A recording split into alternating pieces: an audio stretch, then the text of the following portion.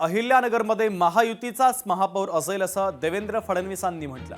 पहिल्यांदा अहिल्यानगरचा महापौर निवडून देणार याचा आनंद आहे। अहिल्यानगरमध्ये पूर्ण बहुमत आपल्याला मिळेल असं फडणवीसांनी म्हटलं। तर अहिल्यानगरची जनता आपल्याला निवडून देणार असल्याचा विश्वास त्यांनी व्यक्त केला। नगरच्या प्रत्येक घरामध्ये पिण्याचं पाणी पोहोचावं हा मानस असल्याचं देखील मुख्यमंत्री देवेंद्र फडणवीसांनी म्हटलेलं आहे। ही पहिली निवडणूक आहे की ज्या निवडणुकीतला महापौर हा अहिल्यानगरचा महापौर या ठिकाणी आपण निवडून देणार आहोत। सुरुवात ही या ठिकाणी अतिशय उत्तम केली आहे आणि ज्याची सुरुवात उत्तम असते ते सगळंच उत्तम होतं। त्यामुळे माझ्या मनामध्ये पूर्ण विश्वास आहे की या महानगरपालिकेमध्ये आपल्या महायुतीचाच महापौर बसेल आणि पूर्ण बहुमत हे आपल्याला या ठिकाणी निश्चितपणे मिळेल।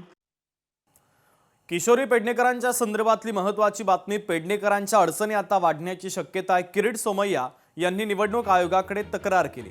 निवडणूक आयोगाच्या कारवाईकडे आता लक्ष असेल। पेडणेकरांनी कोविडच्या कफन घोटाळ्याची माहिती लपवली।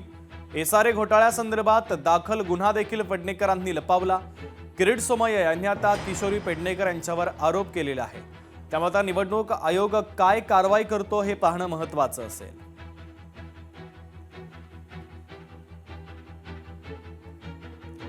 किशोरी पेडणेकरांनी निवडणूक आयोगाची फसवणूक केली। निवडणूक पत्रामध्ये गुन्हेगारी स्वरूपाची माहिती लपवली। किरीट सोमय्या यांनी किशोरी पेडणेकर यांच्यावर गंभीर आरोप केलेला आहे।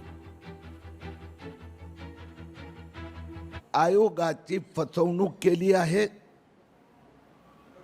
मुंबईकरांना पुन्हा एकदा फसवण्याचा प्रयत्न केला आहे।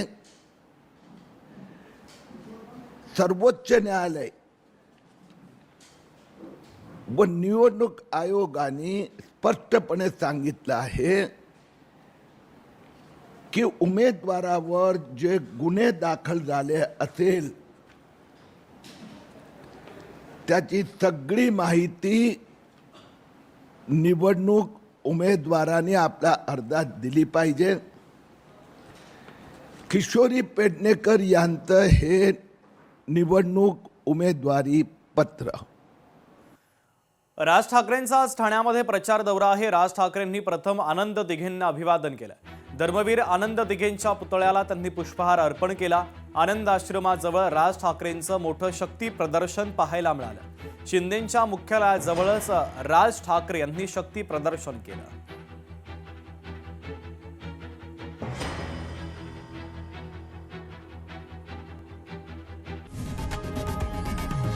लोकशाही मराठी ऐका, पहा, जागरूक रहा।